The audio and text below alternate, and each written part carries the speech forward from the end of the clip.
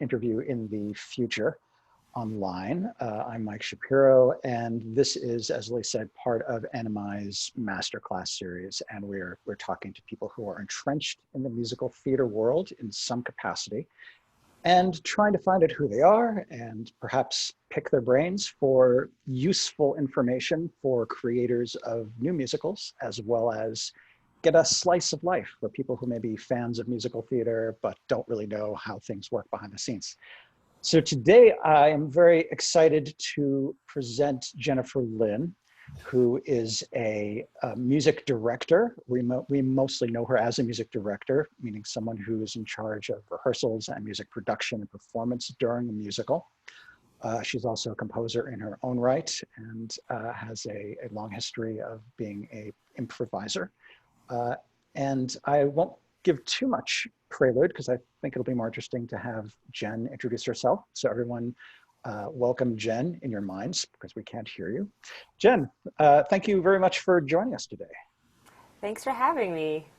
Yeah, where should I start? Well, I thought we'd just do the basics and ask you a little bit about your background, your musical education, and maybe how you got involved in musical theater specifically.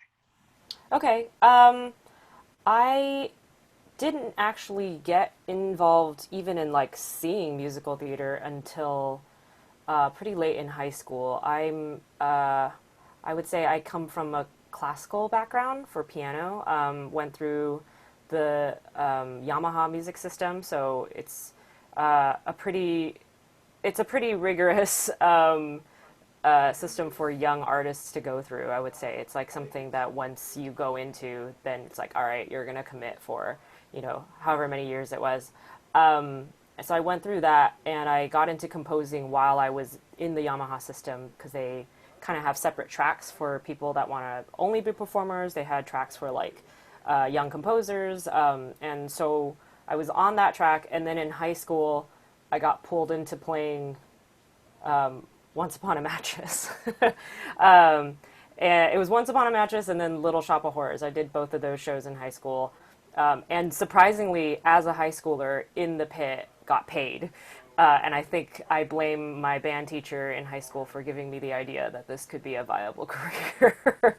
So then in college, so at that point, I'd literally still not seen shows. I'd only worked on them. So I was in the pit being like, I have no idea what's happening. And then in college, my freshman year at UCLA, my RA organized a group trip to go see Avenue Q. So the first show I ever saw was Avenue Q. And I was speaking to somebody who was like, maybe that's why you only like quirky musicals. And I was like, oh.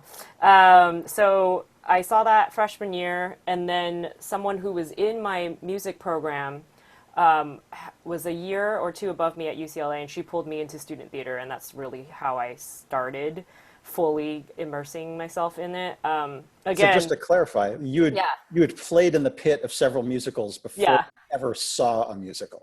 correct. Like, and not, I had not even seen plays, like this is just, my family is very much like, we had seen a bunch of classical concerts. We'd, gone to a lot of like music only stuff. So like not a lot of musical theater, and then not a lot of straight plays either. So the so yeah, going to college and then seeing Avenue Q.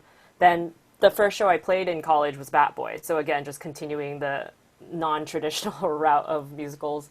And then after I played Bat Boy, people were like, "Oh, another student pianist," because like student theater, I don't know how it works at a lot of other colleges, but especially at UCLA, it was all students. So it's like there was no help from faculty, pretty much. So that meant you needed to find student musicians who were able to actually like parse through a score and teach it. And I didn't realize that was such a desirable skill again as like an incoming freshman. So like by the end of my freshman year, I had done Bat Boy, and then I'd also done Grease live in 24 hours for a fundraiser where they were like, well, we're going to make ourselves learn this entire show in 24 hours and then have people come and, raise money for a really cool charity called No Limits. And that just, it was just solidified, I think, that I had found this wacky group of people that I totally related with. And How yeah, much so of, sorry, how yeah. much of the Greece experience was you sight reading versus So memorizing?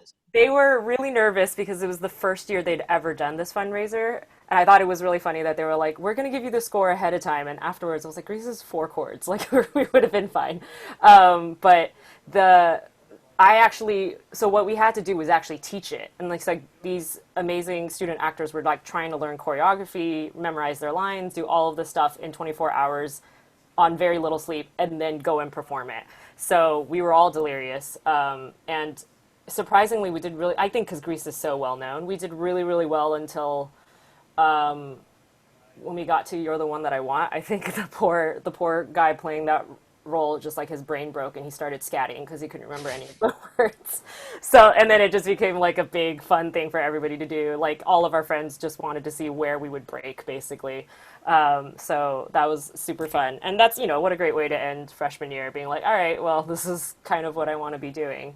And like I was lucky that in college there were so many opportunities to music direct and also like fail, because it's student productions. Like obviously there are stakes involved, but there aren't stakes involved to the extent of being out in the quote unquote real world. So I'm very grateful that because of the student organizations on campus, I was able to work through so many different types of shows. Doing even reviews. Like I again didn't even know what like a cabaret was, and they were like, well, we need to pick 17 different songs, and I most of those songs I'd never heard of, so it was learning on the spot, being like, okay, well, maybe this person sings this harmony, like learning people's voice types on the spot. It was all a lot of like crash coursing through that, but in a safe environment because we were all students and we were all learning together. Yeah, so college was a lot of that. And then getting out of college, I think the first professional production I did was in Utah. So randomly, got sent to the Utah Shakespeare Festival to play Music Man for like 2 months. So I did all these really not traditional musicals and then went to do Music Man. And So you that went was from the most kind of the forefront of quirky indie musical theater to the most imaginable traditional show in right. Utah. In Utah, yeah, I know. So that's how I spent the first summer after I graduated, was playing Music Man underneath the stage of the Utah Shakespeare Festival. And it was, again, valuable skills because I wasn't music directing, I was in the pit. So I got to watch someone who I admire immensely, music directing, conducting, teaching music. I got to meet other musicians in the pit. I was also like not told that I would need to program my own keyboard, so I learned main stage very quickly when I got there. So a lot of just like on the go, let's do it. And being in that, I think when I came back from that, I had no idea how I was going to start even getting into that. Being like, how do I don't even know if I viably thought that music directing in LA would be a career. So getting back, I was doing private lessons and teaching piano, and then Joanna Sayek, our mutual friend, pulled me in for I think the first, I want to say it's the first Fringe musical she did, which was Polka Musical, which her brother and one of his good friends wrote together. And she was like, because we had been in a bunch of the student productions before together, we'd been in choir at UCLA together, so we knew each other. We're actually much closer friends now because she's a little older than me, and we didn't have any of the same traditional classes together. But doing Polka Musical was probably, I think, in the most positive sense, the nail in the coffin for me. I was like, well, that's it. This is what I want to be doing. So your fate was sealed at that point. Yeah, it was sealed. We can always blame Pikachu. We got in, we did that, and I mean, it was, I think, the most perfect first Fringe experience you could ask for, because it's such, like the thought of people coming to see like a parody Pokemon musical was like, and I think luckily one of the games had just come out, so we'd had people like come early and trade Pokemon outside as they were waiting to come into our shows, and then if they really loved it, then they'd bring their friends. So it was just constantly like growing because of word of mouth. We played I'm sure you all know with the Fringe schedule, it was like, today your show is at 11:35 p.m. and then tomorrow it's going to be at like 6 p.m. and it's just like there's no consistency to it. So we were all just kind of like constantly on adrenaline. But I think that just made the show so much funnier. And there was like a lot of opportunity for a little bit of like breaking the fourth wall, a little bit of improv. And doing that show, I think, really opened up to me the possibilities of doing musical theater, not just from even though the shows that I was doing are the quirkier sides, but I would still consider those more traditional musical theater. And then having a show like that has so much fan interaction, has so much I think acknowledgement of its own satire and acknowledgement of its own campiness. Like that was also really, really fun to see that. And yeah, I really credit Joanna with her direction, and also Alex and Andrew who wrote it, for sort of opening somebody who, even when stepping into musical theater, had a very small, narrow view of that, to be like, okay, like all of this is interconnected. You can keep going. You can expand it all. So yeah, that's how I got to here, from polka musical to here. There's a really interesting distinction to be drawn, I think, between your perhaps original musical trajectory in the classical world and musical theater, in that classical music is very premeditated. Yeah. You've got all the notes on the paper. The timing falls within a range of interpretation that a given conductor might impose upon the piece, but unless you're doing opera, you're not going to stop and wait for a performance. And venues are known in advance. You don't have some of the chaos that you described. And maybe you were originally on a trajectory in that very stable world, and it seems like you've been swept into the other extreme, where there's so much unpredictability, and the venues differ all the time, and the material may differ from evening to evening. Do you find that kind of chaos and stochastic nature of performance has some appeal to you? I would say definitely. It was way more frightening in the beginning, for sure. Being like, oh, what do you mean we can't control 100% of what happens? And I mean, even within classical music, there's still stuff you can't control, but I think the way that it's taught to, at least in my experience, the way that you're taught to deal with unexpected stuff is vastly different between a classical musician's perspective and a theater musician's perspective, or even just a theater person's perspective. Because in classical music, it's like, and I've done my fair share, like if you forget something, you mess up something, either you keep going or you stop and you start over. And it's just like, and by keep going, it's not even like you can fake your way through it. Like, my favorite example is like when I had a competition where I was playing a Bach piece, and I, like, instead of doing the second ending or whatever to jump to the next part, my brain skipped and I like looped back, and I was like, I just have to play this entire 40 something bars again because I don't know how to get out of it. So I just had to like loop back around and be like, please find the correct second exit this time. Versus, anything with musical theater, it's such a synergy with whoever's on stage, whoever's in the pit with you. And I've seen some crazy moments of synergy where everybody was definitely on the same, mental page, and like we were all able to jump together. And that's something that I think you can't get as much in performances of material that's been so solidified. Like I think there's definitely something to be said for maybe new music, new opera. But, so much of traditional classical music is just, can you get it perfect from the original 1600s material?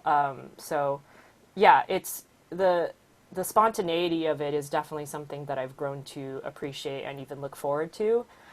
It was definitely a growing experience coming out of not having that in my background.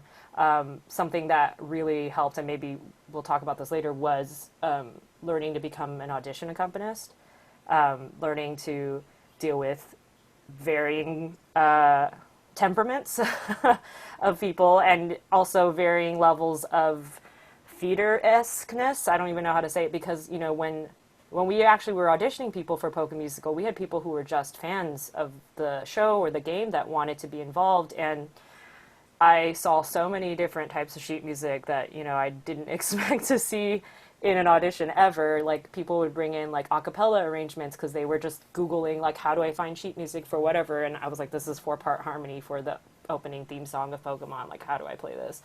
Or like people playing instruments, and I was like, that's great, but it's not in the show. Like they'd be like, well, I can play this theme on the flute, and Joanne and I would just like stare at each other as they were doing the audition, being like, okay, like we were so excited by the turnout, but it was like we have so much to sift through when it came to that. But you know, again, crediting the Fringe experience. I think I saw more in that first round of auditions, like more craziness than I have in a lot of traditional musical theater auditions. So it was sort of like this is the most extreme version you can get, and I was like, okay, well then everything else I'm pretty ready for. So doing Fringe first was definitely a sort of, again, I apparently only know how to do things in the most extreme degrees. It was like, instead of doing traditional theater, it's like, go do Fringe first. It's like, okay, and then go back to more traditional musical theater afterwards. Yeah, the spontaneity is just, it's something that makes it really magical. And I think that sort of drives people to actually want to do more than one performance, you know? That I think that's why when you have a one night only show, it's kind of such a bummer because you're like, oh man, I want to see if we could have done that again, you know, differently, or like if we could have gotten that choreo, or you know, gotten a different reaction from the audience. So that's always some of the most fun stuff for me, is when something goes wrong on stage and we just make it work, and it's great. And it's often expected as part of the experience, particularly in indie musical theater. Right, I know. It's not, if something goes super well, I think everybody's a little surprised. And maybe even a little disappointed. So starting from your origins in the indie side of musical theater, you've subsequently worked on a couple of more mainstream projects like Hmm. Matilda and The Last 5 Years. Do you want to tell us a little bit about how you made that transition? Yeah, it. I think again, it was for me anyway, just sort of getting myself known in LA, and again, because of the relationships I built doing student theater, I would really credit that. Like I can't thank that experience enough, because I would say I've probably gotten 75% of my work from people that I've worked with in college who continue to do it, and we were like, okay, great. It was sort of like everybody pulling each other along for the ride, you know, like somebody would get hired as a casting associate and then be like, well, why don't we use this person as a accompanist, you know, and just sort of testing the waters all the way through. I did a small show in Sierra Madre Playhouse called, oh gosh, Rutagore. That was like the Gilbert and Sullivan show. It's like, it's there, Rutagore, and a casting associate who was again a friend of mine from college. His boss came and saw the show, and he had been trying to get me to work with him. He was just like, you know, if you come and see her, I promise you, like, she's a good pianist. I'm not just vouching for her because she's my friend. And he was like, oh, okay, you know, she can play classical musical theater. Let's have her come in and do like a couple auditions. And so that the first couple times I had to play auditions, again, super nerve-wracking for me. I feel like I fell into it because I was a pretty good sight reader in college, because my major, which was music composition, actually required me to take more piano lessons, which I thought that was really weird. They were like, you have to take 2 years of piano as a composition major. I was like, I've been playing piano since I was a kid. So until my very smart master student, who was assigned to be my mentor for 2 years, until she wised up, I just sight read my way through all the pieces in class. She would like assign something, and I would forget to practice and like show up and be like, okay, I can do this. And she finally wised up and was like, okay, we're gonna give you harder stuff to do. But then she kept, and again, credit to her for sort of working with it on the fly. So we would sight read forehand pieces together in class, and then she would give me something way more difficult to practice at home. But she really encouraged not only the sight reading, but the collaboration as well. So like we would be, you know, crashing through these pieces together in class, which was a really, really fun experience. And it's great to have somebody that you look up to sort of tipping the hat to you, being like, okay, I see that your abilities are starting to get onto par with mine. Like, let's go ahead and try and foster this ability that you have. So sight reading through musical theater is always interesting, though, especially when you don't know the canon super well. Bless Michael Donovan for pulling me aside whenever he would be like, "That song's you should study that song." Like I remember one one audition session, several people came in singing stuff from The Baker's Wife, and I was like, I don't know this show at all. And during a break, very kindly, he was like, have you ever heard The Baker's Wife? And I was like, no. He's like, you should listen to a couple of the songs. So in the nicest possible way, just to be like, you should study up. But with the exception of a couple of those mishaps, I feel like the audition rooms were also a pretty safe way for me to sort of catch up. And we always say this when we, teach audition technique to younger actors too. It's like everybody wants you to do well, and I feel like, especially as the accompanist, I want you to do well. So I always tell them, like, if something's off, you can always start over in the nicest way, or if you keep going, most accompanists will try and follow you. Because again, we want you to do well. We don't want you to leave the room being like, well, the accompanist sucked, and that's why I didn't book the gig. So I'm trying to foster that positivity as well, towards the accompanist and towards the mutual respect between the accompanist and the auditionee, the person auditioning. Auditionites, I think. Auditioning. What's interesting here is that we normally think of auditions as a learning experience for the performers who are coming into audition, but it sounds like it was also a growth opportunity for you as the audition accompanist. For sure. Like I don't know, I think, what the traditional way of learning to become an audition accompanist is, if there is one. I feel like everybody's path is very, very different. And so for me, other than doing auditions for the Fringe shows, doing, a bigger audition session at any of the North Hollywood studios, was really the first trial by fire for me. And again, having a very supportive system of people being like, okay, just keep going and do all of the stuff. Luckily, I think enough people who were coming in were also like, okay, well, if I don't know this accompanist, I'm not going to throw, Gettle at them. I'm going to try and do something more traditional. But I think it's not said enough how much that's helpful to musicians to like learn to sight read and to like learn how to play something in the room that quickly. And I'm trying to think of like what your traditional training for that would be, other than just making yourself sight read through a bunch of different pieces, which is always really good practice. But yeah, it was definitely a very big learning experience for me, and I'm very grateful for that. Very cool. If I were to look at your biography as you've described it, there are some interesting elements in addition to just preternatural talent, is that you had a certain amount of freedom to find your path and to discover the kinds of artistic directions that motivated you. And you were in several environments that both had stakes, but made it okay to fail. If you think of how you're describing college and some of the, Fringe is a perfect opportunity to fail. That's one of the billing points, at least, of the Hollywood Fringe. Right. So it sounded like you had this very healthy environment that allowed you to navigate through many possible careers and find one that really clicked, and maybe some growth areas that developed interests that you didn't originally know that you had. I think that's a really eloquent way of putting it. And again, I think a testament to all the people that I'm lucky enough to call collaborators and friends who were all fostering that type of environment.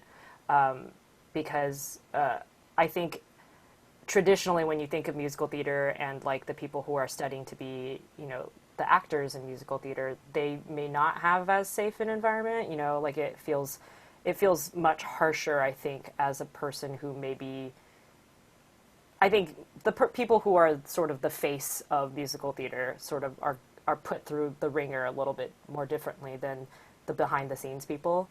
And so I definitely think there's a little bit of leeway from even just from that, from which part of musical theater you're working in. It's sort of like, well, if you're not recognized, then you sort of get less of the flack too.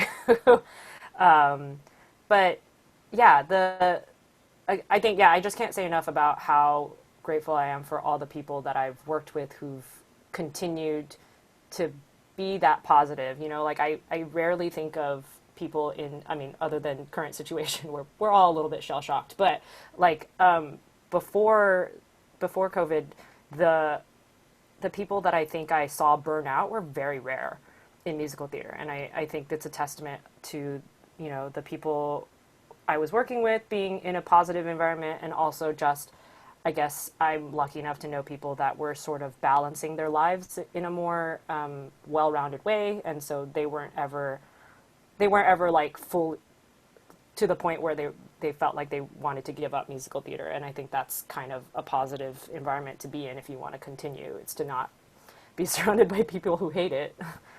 That's a desirable quality, I think, in any job. Right. I'm just guessing. Well, very cool. So one topic that is not current in our current situation, but I think is a perennial topic of discussion and will be again in musical theater production, is the use of live musicians versus pre-recorded tracks in some way. And this is an interesting topic because it has financial considerations, practical considerations, but also artistic implications. And I'm very interested in your perspective, even though we'll probably expect you to have a bias towards live musicians since you're one yourself. What has been your experience both in the indie side of things and maybe the regional productions? What is more common practice in terms of choice between using tracks versus live players? I think it comes down to, well, and for the indie side, budget is obviously a huge constraint. But there's something like very scrappy about having a small band, so most of the fringe productions that I did would usually have 2 or 3 instrumentalists. And again, I think because of the scrappier nature of it, a lot of it was not rehearsed as much beforehand. It was just sort of like, well, something is happening here. Could you just play along? Especially to any drummer who would just be like, okay, there's something happening here and you need a hit here. And, they would all just like have it in their heads. I mean, I would say Bully Problem was the exception because you're a, master track maker. So you were creating these tracks. I was like, we're not going to get an oboist. So you're going to create the track that has, any woodwinds that you want on it. And because the tracks were so well done and because the cast had rehearsed to them so often, like that was easy for them to transition into that versus, I think it's different if you're rehearsing constantly with a live accompanist or a pianist who gives you sort of that leeway, and then you go into a show and realize there's zero leeway because of the nature of pre-recorded music. I would say for indie, it's been a split, maybe not a split, maybe like 75-25, 75 live, but like small scrappy band, and then 25% like pre-recorded stuff. Because I think there was another show, I want to say it was a fringe show. It was a play with music, and that didn't make sense to have musicians in there because there were only like 3 or 4 songs. So they pre-recorded everything, and so what I did was I rehearsed with the actors individually, with the tracks, just constantly with the tracks, because the tracks were very like ethereal, and it was really hard to hear the beat. So it's like you have to hear this sound effect and then start counting, like breaking it down for them as much as possible when it's not a traditional musical theater song.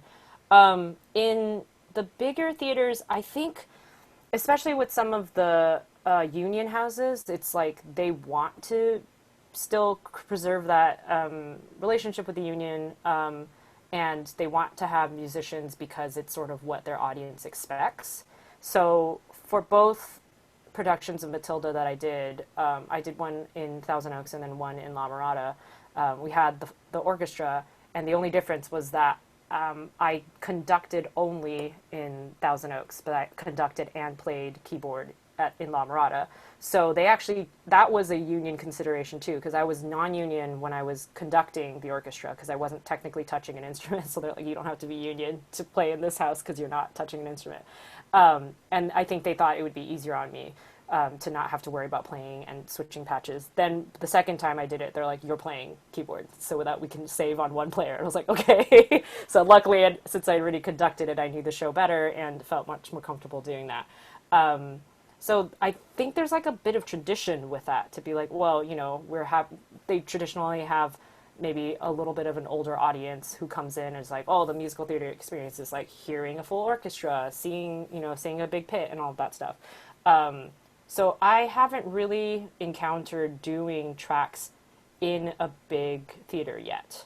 I've been in talks with theaters that were like, we might do this with tracks, but I think it's not a breaking point for me necessarily, but it definitely, I feel like, takes the air out of it a little bit. And then I feel a little disappointed to be to be music directing to tracks, and then to me it becomes sort of like, well, am I running the tracks or is the sound designer running the tracks? Like our job, then our job descriptions overlap, and it's like, to me there's a little bit of like, is this going to get mixed later, and sometimes the tracks that you're allowed to use, then this just becomes a whole different conversation, are only the tracks that are licensed through whatever company that is renting the material, and a lot of times they're not great. And then it's like, if you want any changes done, you can't do them yourself. If they're through their personal app, then it's like, oh, I can't adjust any of this because it's all locked in the app. You have to like send an email and be like, we really don't need 75 measures of dance break. Can you please cut some of this? Then it's a much,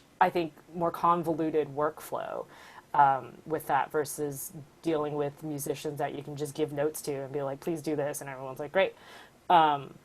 So I'm very grateful, especially for Matilda, working with 12 children or however many children are in that cast, being able to give notes to the orchestra who were so supportive of the kids. There was a lot where I was just like, I need the rhythm section to be as loud as possible because the kids are rushing and they like can't hear it on stage. So it was a lot of sort of EQing live where I was just constantly being like, please boost anything that's on the lower end because that's all they could hear on the stage. Or, if they needed bigger hits, like we would put in hits that didn't exist because like in the choreography there was something that, wasn't getting highlighted. So we were trying to work with the vision of the choreographer to bring those to light. So there's definitely, I think, a very huge bias on my part for live musicians. And even when I did last 5 years, I did it in a very intimate space, and there was no question it was going to be live musicians. So we had all 6 parts for the musicians, and in that small space, because of the sort of unconventional way that we staged it, the musicians were sitting in the round, embedded in the audience. And even when it got to the point when we were like, we can't hear each other in this really small space, we can't hear each other. The production, I think, luckily was like, well, then we're just going to make sure everybody has in-ears and we're going to make it work, So our amazing sound designer, Cricket, was like, I'll make sure that you can hear people from across the room, even if, you right now you can't. And we all got to have our own personal mixes for that. So luckily, because of the availability of the resource of having Cricket, of having people who had in-ears and could bring them to, and having all the equipment for that, we made it work. But I don't think there was ever a question of a show that intimate that it was going to be tracks. So there's I feel like it's different for a show like Bully because of the nature of like, oh God, we had to like get in and out in 15 minutes or under, and our amazing cast like building the set and like tearing down the set and like bringing 600 props in and out of the space. So to simplify it to that extent, to not even worry about the tracks was like a blessing in that case, because of the frenzied nature of Fringe. Because I've done Fringes where I did 2 separate shows on the same day, and I was playing live in both of them. So I would be hauling my like coffin keyboard from one end of Santa Monica Boulevard to the other, and so that was, again, part of the frenetic nature and the joy of it. But like at the time, I wasn't looking forward to it, and that setup always eats into the prep time, because then people are making sure that power is working and your speakers are working and all of that stuff. So I think there's something to be said for the efficiency of the tracks. And you again, brought up I'll interject for a second to yeah, agree with you. You brought up a really interesting point, and I just want to draw that out because I think it can be overlooked. In that if you're working with tracks, some of the appeal seems to be the all-powerful control you have over Mm-hmm. every detail. But all that control is in pre-production. You know, you're Yes. setting up your tracks in the privacy of a calm and orderly studio and a known acoustic environment. And when you're in the room, you may find that the acoustics of the tracks don't in any way reflect what you had in your head. And suddenly you have no control. Whereas if you've got musicians, you can, as you said, do real-time EQ and adjust the balance to accommodate the acoustics of the room, or the spatial relationship of the audience to the stage, or to steal your example, if the kids need a steady beat so they know how to choreograph themselves. So there's a real, I would argue you actually have more control when you have live players. Right. You have the control where you need it. Yes, for sure. And it definitely feels like an instant fix versus like being like, okay, what didn't work? Do I have to like go back and EQ all of the tracks differently? Because like, I'm sure you did it all to like one setting before. And for a live group, you can just be like, only this song needs X adjustment. Everything else can stay the same.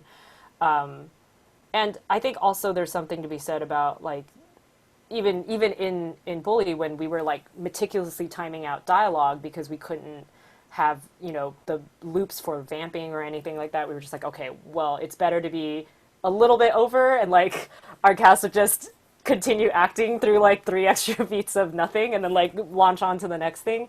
But then the reverse would happen too, if like the audience found something really funny, and of course our actors were waiting to say the lines so they could be heard, and then suddenly we were 4 measures behind. And I think that's a different skill for actors to know exactly where they are in the music, because with musical theater people, some people are very sheet music oriented and some people aren't. So then you get a combination of people who are like, I know exactly where we are, and people that are like, I gotta hear something familiar before I have any idea where we click back in.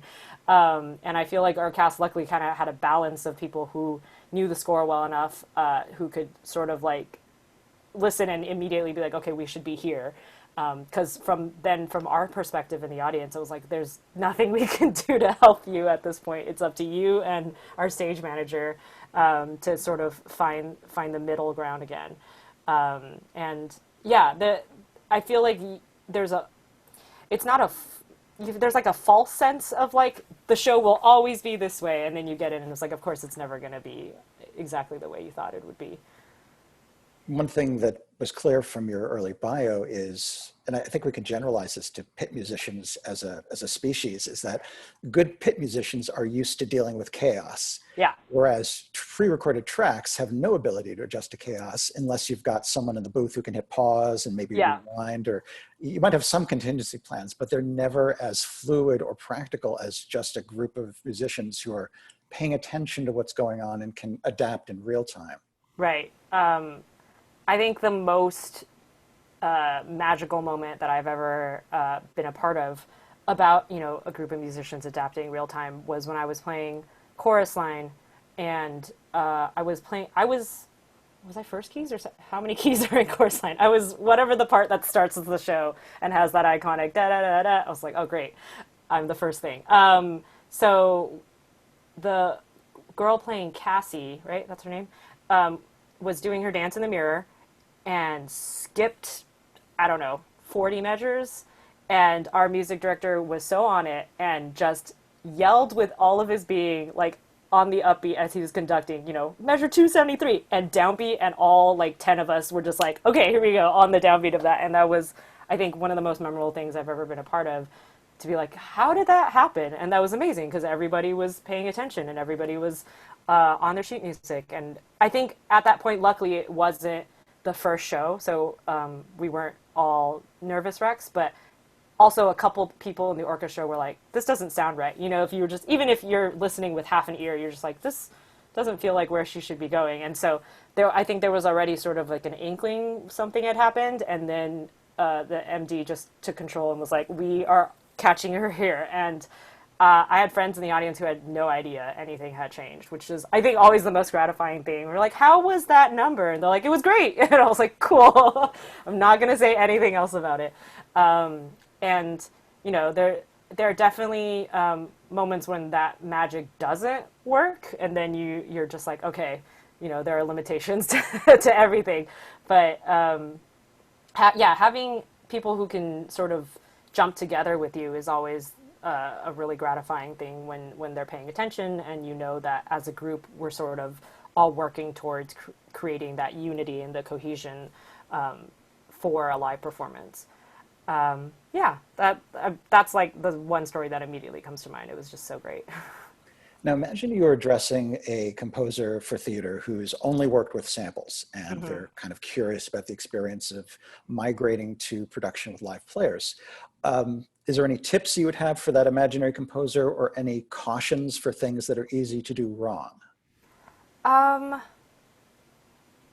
I mean, I think the tip is to start working with live musicians as soon as you can, um, and to get people, or if you can't do it, then to get somebody who knows how to write it out for you, because the ability of musicians to listen to something and play it back shouldn't be taken for granted, especially I think especially if you're working with more than one musician and then you want to see what everybody's doing on the same page, quite literally, like orchestrate it out to make sure that you're getting exactly what you want. Um, for the pitfalls, I guess it's a combination of like it depends on what type of sound you're going for, but I know something that I feel like people who don't compose on piano as a main instrument sometimes will put stuff in that's what we call not very pianistic, right? Is that the right word? Not very pianistic. And so you'll look at that and be like, that's playable, but like with 3 months of shedding. And, like if you want something to be pianistic and you want something to be relatively readable, I think that's always a good idea to go to musicians for that. I've definitely heard, obviously, composers who've been like, hey, I gave this to a musician, and then like a musician tore it apart. And I was like, I don't know if that's the best way of going about it. Like, it's nice to have a dialogue about, oh, okay, why did you write it this way? Versus just being like, well, this is unplayable, or like, you did something that is totally wrong, because like maybe that's what they were attempting to do something that's not so traditional. So I know there's like people on both sides of that. But if you have a musician friend who is available to you as a resource and you can, I don't know, give them a nice meal or something and be like, please tell me how I should write this out. I think that's always super valuable. And to have that input from someone who reads sheet music maybe is I think very helpful, especially if you want your song to be published. Like then you definitely do want sheet music, right? If you want your new musical theater piece to be done by people in cabarets, then having sheet music for that I think is super, super important, because for a lot of new composers, or for a lot of emerging composers that I know, like they sort of get known because of like one piece that a lot of people sing, and then people will email them asking for sheet music. People will be like, I really want to sing this song, where can I buy the sheet music for it? So I think starting to build that foundation is really a way to sort of market your own material, literally market your own songs. And that's, yeah, just as soon as you can start, I think is really, really helpful.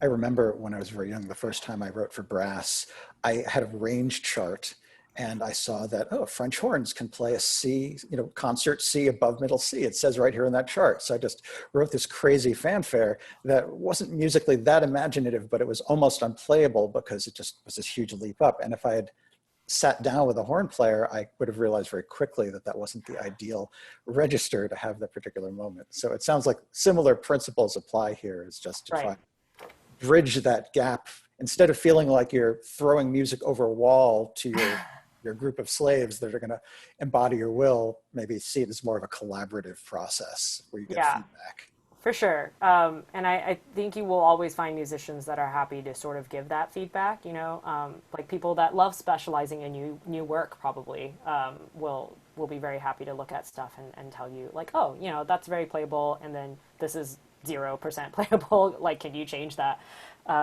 Yeah, that's always, again, I feel like stressing the importance of the communication back and forth and the give and take and collaboration that I prize so highly, is really, really important for that. Administrative note, if there's anyone watching who has some questions for Jen, feel free to type them into the chat window. You can click on chat at the bottom of your Zoom screen and just chat away, and I will curate a selection of things that people have asked and pass them along. While we give people a chance to think about what burning questions they'd like to ask you, I'll throw a few more at you. An interesting distinction between live players and pre-recorded tracks is the tradition sometimes of allowing for improvisation. So in jazz, you'll very often see just slash notation, which for those not familiar means continue playing in the appropriate style using the chords that are written above. What circumstances do you think lend themselves to that kind of, giving that kind of freedom to a player? When would that be a useful tool for a composer? I feel like the primary thing is when it serves storytelling, is when I would say you want to do that. If we're talking in a musical theater context purely, then, you know, for me, it's like, is that serve the story? Is that like a moment where it's so much joy that like you're like, the actor can do whatever they want and you're just going to accompany them for a little bit, then great, you know? Or like it's meant to be a big show-stopping number and it's like a big, you know, like you said, a big jazz solo, and, you know, the singers are getting to do riffs and scats and all that really fun stuff. Then I think if you're doing, like I used to accompany slash, I also helped write the score out for a musical parody of Fellowship called Fellowship with the Rings, called Fellowship! Exclamation point. And so they would have moments where like the guy playing the Balrog was talking to the audience and he would riff with the audience, you know, like he would just seize on any topic of the day and run with it. And it was literally just, we had a cue line and you were playing whatever you wanted underneath until you heard him say that cue line, which meant he was ready to go back into the pre-written part of the song. And it would change every night. And I think there's something really fun about having that. And that, again, is the experience of the show is just part improv and you just have to go with it. Or for, I think then it becomes the type of show, right? So like in a traditional musical theater, you're not going to see that. But like in a musical improv comedy, yes, great. Obviously, there's going to be pockets of time where it's just the performer's show and you're helping to make sure that they have underscoring if they need it, you know. And I think it's something that could definitely be explored in more traditional musical theater, having that freedom. But I always say that it has to serve the story first. And if it doesn't serve your story, then it feels like showing off a little bit. And that to, even in, you know, an audition room, when somebody comes in and they sing a song that like blows the roof off, but you have no idea why they're singing it. That to me is always a big question of why they're doing that song, why you're writing this thing. Like if there's no story push behind it, then it becomes a little bit like peacocking for me. And then it doesn't serve any purpose other than to exist for the, you know, the aesthetic of it, which could be its own reason for existing, but I don't think is a good reason to put it in your show. But do you ever see just a section marked solo here? And is that exciting because you have an opportunity for creative expression? I don't know, like maybe because I'm not a jazz pianist, when I see that I'm like, oh, like what do you want from me here? If it's like solo for somebody else, heck yeah, like they can do whatever they want. But as a pianist, I'd be like, I probably would shed a couple of options so that I have something to fall back onto. You know, there's a pair of jokes that are kind of mirror images of one another. And one is, how do you get a guitarist to play more softly? Put sheet music in front of them. And then the flip side is, how do you get a classical musician to play more softly? Is ask them to improvise. So Correct. it's interesting how, and musical theater seems to straddle these two worlds in a really interesting way. Right. We have a couple of questions rolling in from the chat, so I'll try to pass along the questions to you. David asks, I'm going to paraphrase for time. What is a useful way for building creative relationships with musicians and perhaps those who are established union players, maybe the upper crust? If you're a composer and you want to be writing for live players, how do you network with people at that level who can maybe provide useful feedback and might otherwise give your show some useful input? Um, that's a really good question. I feel like NMI does sort of a little bit of that, right? Because that's the support that this organization has is to sort of take new musicals and try and give them to people that can give it a professional reading or a treatment of any sort like that. I think one of the things that I would recommend for sure is looking at foundations like this, like NMI, like FNAM, like NAMPT, like if you're applying, because applying to those places generally generally gets you into a room where there are people who are already working in musical theater at hopefully a higher level or the level that you want to get to, and can help you workshop through a lot of that, right? There's like a lot of I think the sort of driving mission of a lot of these organizations is to find new music, and they're constantly looking for new music and new musicians to feature, new musicals to feature. And I mean, cold emailing is not ever like a terrible idea, like for, I don't know, for every 10 cold emails you send out, you might get two or three responses, like, and I genuinely, especially now when everything is digital, like I think people have a lot more time to be at home and look at an email and be like, oh, I'd like to respond to this person. And again, I feel like even if they're not your friends and they're like people who are working professionals, generally in speaking, people in this profession who are still working are not jerks.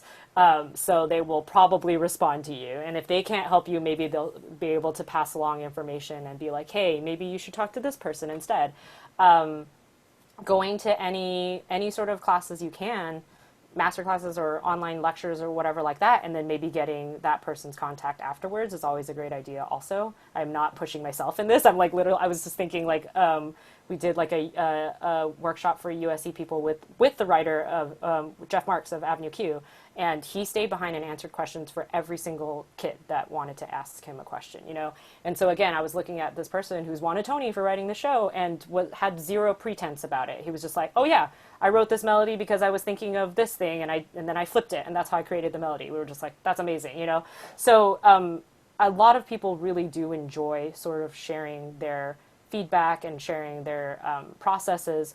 And I think if you just literally, you could just find one person who wants to do it, and they will send you on a path because they'll probably be friends with all these other people that are very familiar with doing new music or giving mentoring young upcoming writers. Yeah, I think I would say the two pieces distilled from that are apply to organizations that sort of do this for their main mission, and then also just see if you can find contact info of people and just cold contact them, because you literally have nothing to lose. This is a great segue into a question that Spencer asked, Mm-hmm. which is the same question, but a little more specific. Let's say that you are doing a low to micro budget, like a fringe musical, and you'd love to have some players, musicians in it, and maybe the difficulty of the piece requires someone who really knows what they're doing, but you are on a micro budget. Is there a way is there a non-insulting way, a diplomatic way to approach a seasoned player and to see if they will work perhaps below their standard fee, or help out a project that's really a fledgling work?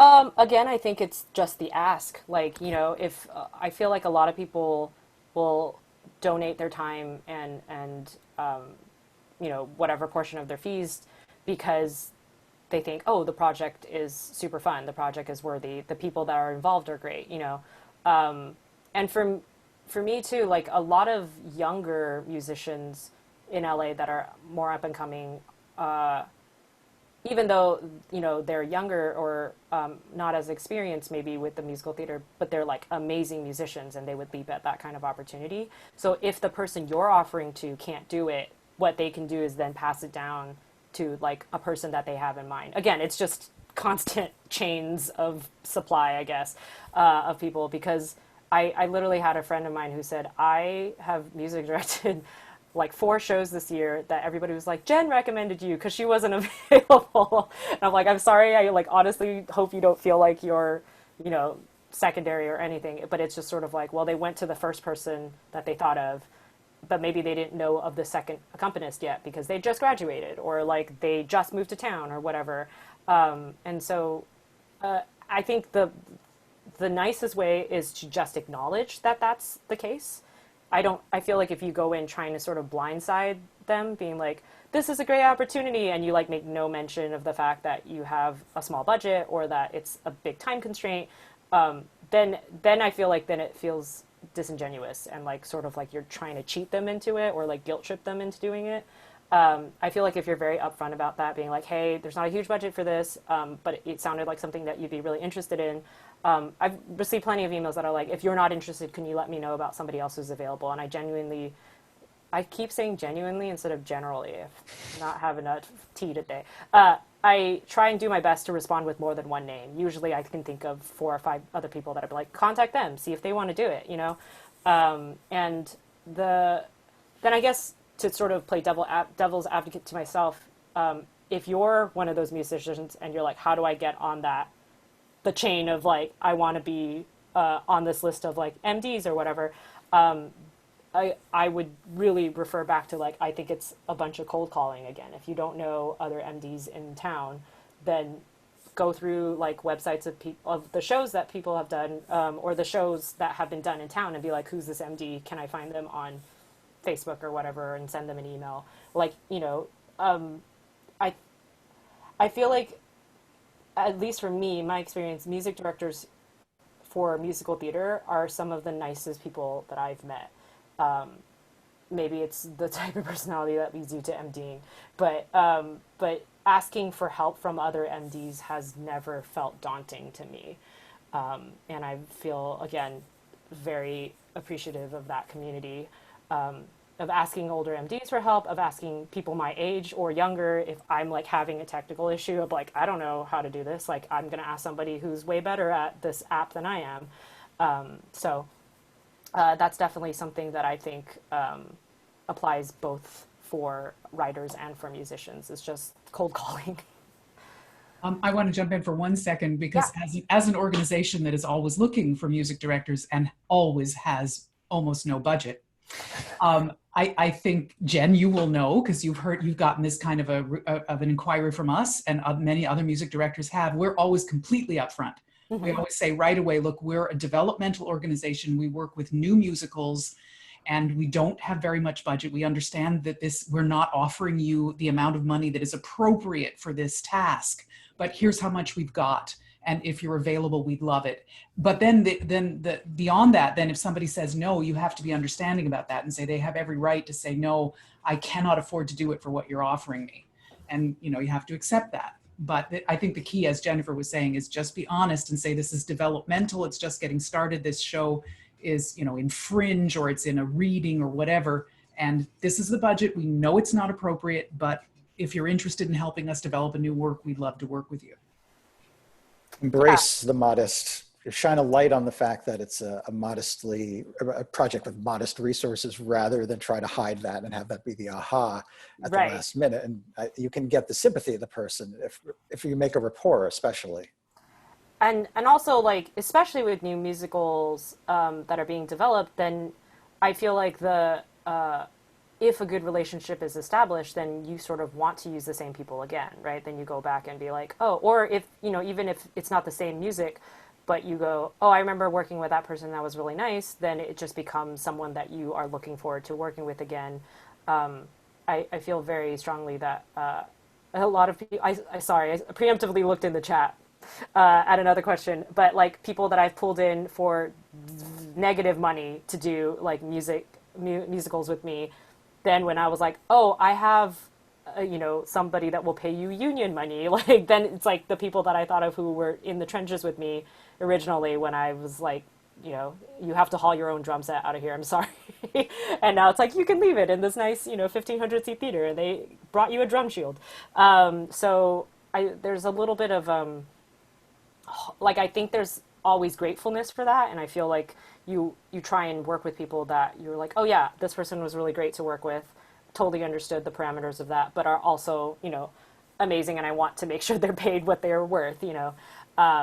And yeah, again, like Elise just said, I think if it's from a part of the conversation from the get-go, then nobody's surprised. And nobody is, I think, feels like they're being cheated of their value because you're very honest with it and just saying. And I think when you say, hey, we have a small budget, you are acknowledging that you're like, I don't think this is what you are truly worth. Like, you're not saying, like, you are worth $50 and that's it. So there's a sort of like an unspoken, I think, acknowledgement there, being like, yes, okay, great. If you were, funding this through Amazon, you would give me, the whatever salary of that. But I'll also direct attention to the premise of the question. yeah, It's not unreasonable today when crowdfunding is so easy. If a composer has an ambition to use live musicians in a production, maybe try to do a fundraiser and to drum up some cash for that purpose. I think because it's such a great thing to add to a musical, you are likely to get a good response from sympathetic potential donors, as opposed to saying, can you just, kick in a few extra hundred for a general expense pool. If you say, we love live musicians, we want to use them, you may have luck drumming up some contributions specifically for that. yeah. Another question that came to me in the chat also exactly corresponds to my final question. So what a perfect segue for me. Jen, most of our discussion thus far has been about you as a music director, but of course you were perhaps originally a composer. And when you're an improviser, the distinction between musician and composer really blurs. Is there anything you're developing as a composer, either in the musical theater world or elsewhere? Ugh. I am currently not working on something as a composer, but more of like an arranger slash MD person. So there's a little bit of like there's a reading going on that I'm working on, sort of cleaning music for, but I feel like I've been trying to work my way back into composing for a really long time. And because I was lucky enough to be constantly working, it wasn't something that I was putting priority to. And that's something that, as quarantine has stretched on endlessly, I have been trying to get back into that because I like keep a bunch of ideas like on my phone that I don't remember half of when I go back to look at this, and I'm like, what does this mean? So I think that'd be just like a good start for me to just go back and like clean through my notes and be like, what was I trying to do for this? Yeah, like I always said that I somehow graduated as the world's laziest composer because I like barely made the minimum amount of music to graduate, because I was constantly doing student theater. And the only thing I can say is that having a composition degree has made me much more appreciative of other musical theater composers. Like I love seeing when like little hints or like themes are written in. Like that's probably my favorite thing to do with that degree is to like go back and analyze music and be like, oh, look at what they did with this, or try to imagine sort of, if you can't directly ask them, trying to imagine like why musically this works so well or why musically this was written this way. I think having that degree to me has made me very like I just have so much awe for people that are constantly churning out music. I was like, I don't I don't know how I landed in that degree, but I don't think my brain was like constantly on composing. Like I like working constantly, but not necessarily creating constantly, I guess, is kind of a weird way of putting it. So I'm not currently working on anything right now. Joanna did submit a draft of a show to another organization that we had written like one song for. So if that goes through, I guess I have to keep writing for that show, or like go back and revisit the first song and make it more presentable. Maybe paraphrase that for the liner notes, just so it sounds more inspiring.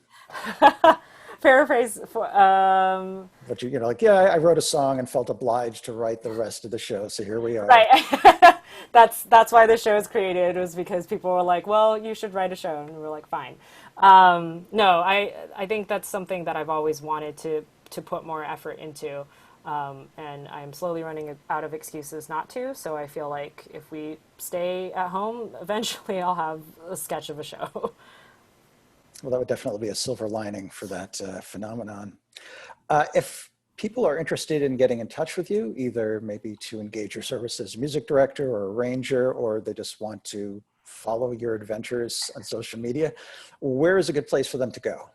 I guess the only place that I'm really active on social media is Instagram.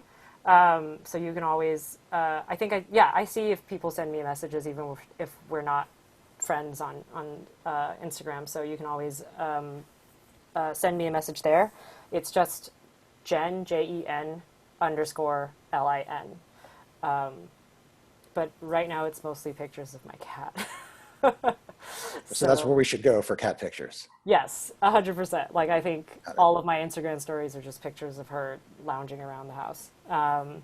So yeah, that's an easy way to get in touch with me. And then I can, if we need to have a conversation over email, I can shoot you my email. But I feel like that's the easiest, the surface level way to be like, I saw this and I wanted to ask you a question. Yeah, just find me on Instagram. Cool. Well, Jen, thanks so much for taking the time to share your background and all these really interesting insights. I think that, as you said, the not in the front people have sometimes the most interesting perspective because they're seeing how everything works. Elise in the chat also posted a link to your TED Talk on I piano do have to improvisation. preface this that I was 14 when I did the TED Talk, and TED had just started. So I always say that it's because they didn't contact any famous people yet. They're like, oh, we'll just see if Yamaha wants to send anybody, and I just happened to be the correct age to go.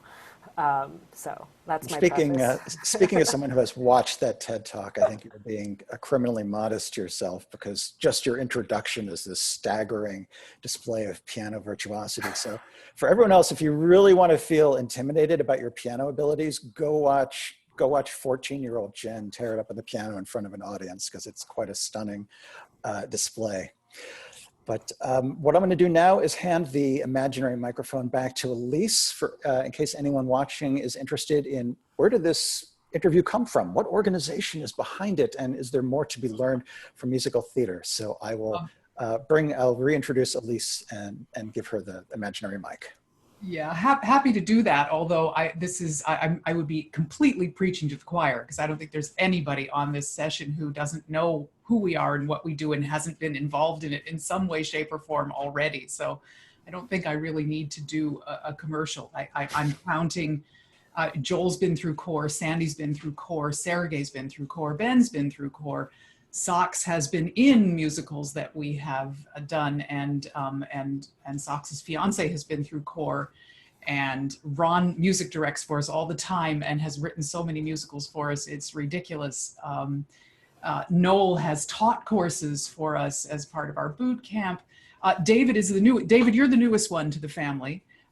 Spencer, we keep trying to get you into core. So maybe this is the fall, right? Because we're still doing it. This is the time, Spencer, come join us. Because yeah. Spencer's always too busy, but always thinking about it, always too busy. And David, just quick, if you want any more information, we can chat separately. But we do have our core curriculum program is a collaborative workshop for bookwriters, lyricists, and composers to learn the art of working together. And it's a great way to find collaborators, learn new skills, and get your 15-minute musical produced at the end of the season. And we'll be starting up in September. And we have an audition process where people can come and join us in September, find out how it works, get put on a team, and given an assignment to write something for October, all without having made any kind of a commitment. And then in October, we make a decision as to whether it's the right program for you. It's a mutual decision because you have to decide if it's right for you. We have to decide if we think that you're right for the program. And only then do we invoice you, because it isn't free, but we don't charge any money to come and check it out and see what it's like. So you would be welcome to do that if you like. I'm particularly, just so you all know, if you spread it around in social media, we have had a rather extraordinary number of lyricists and composers sign up to audition this fall from all over the planet.